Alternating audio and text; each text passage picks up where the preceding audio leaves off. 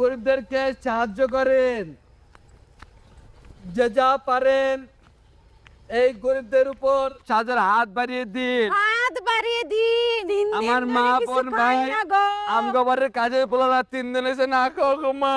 উপাস আছে। আম্মা খুশি হয়ে যান গো আম্মা।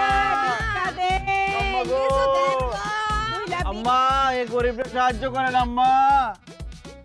আম্মা কেউ আছেন বাড়িতে? কেউ নাই না। আম্মা দেন গো আম্মা। দেন কি